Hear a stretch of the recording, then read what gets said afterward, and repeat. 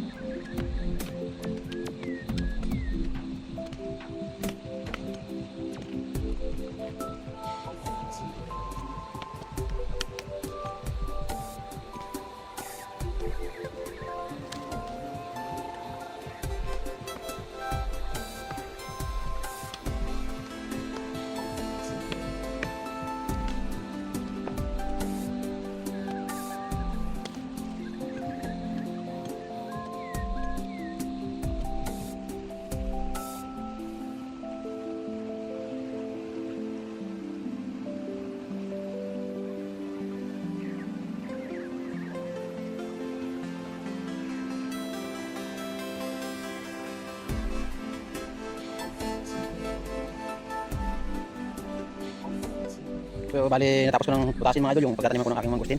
6 na puno lang naman ito mga ka-farmers.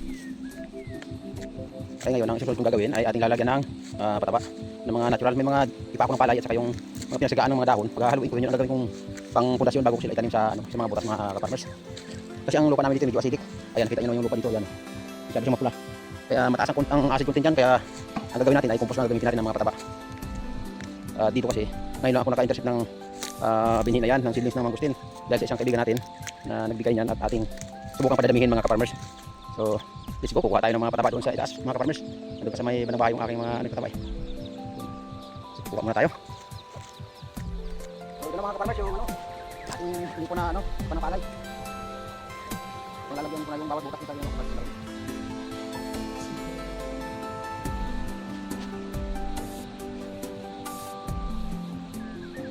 Haluan ko yung mga ka-farmers. Ganang damo sa mga pagkain daman.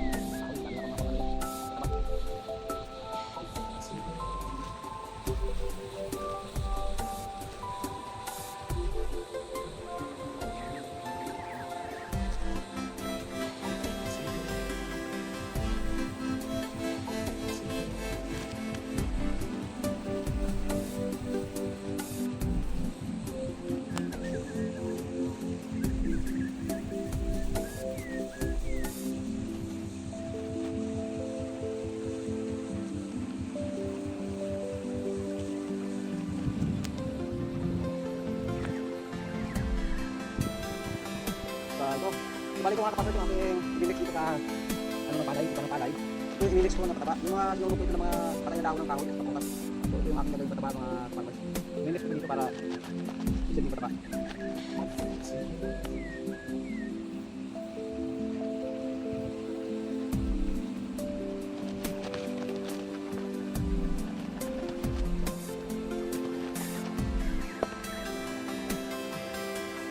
Ayun mga kapatid, mapapansin nyo. Ang ganda ng pagkakamix niya. So palipasin ko na isang gabi, bukas ko na itatanim yung aking mga seedling. Kaya ko muna sila ngayon.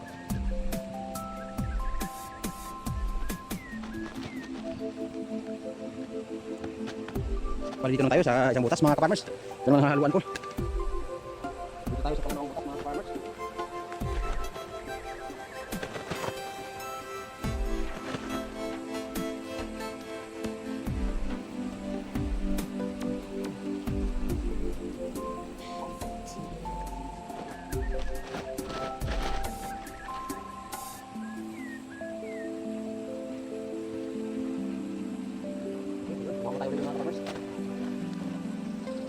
Balik tayo ngayon mga ka-farmers pang ating bukas.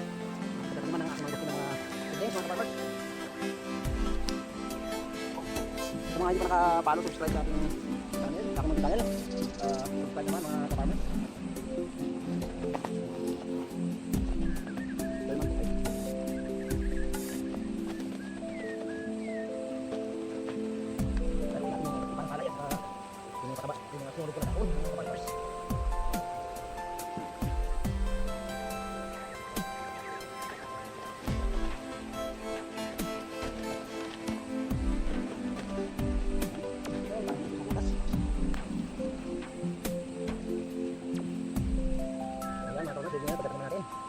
mangustin.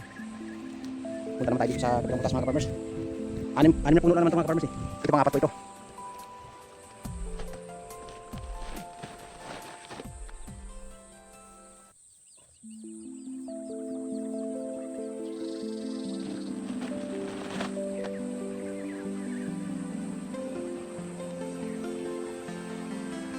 Okay, kuha na tayo mga ka-farmers.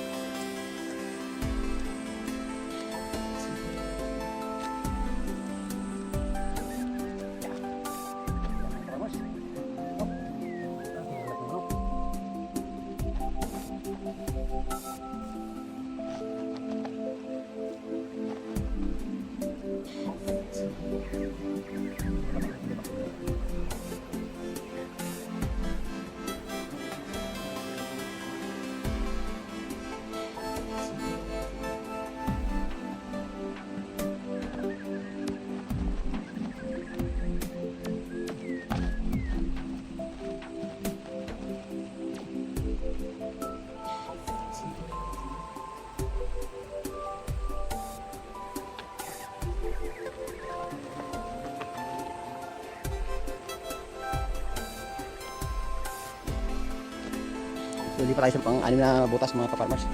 Ito pang-anim ko na butas.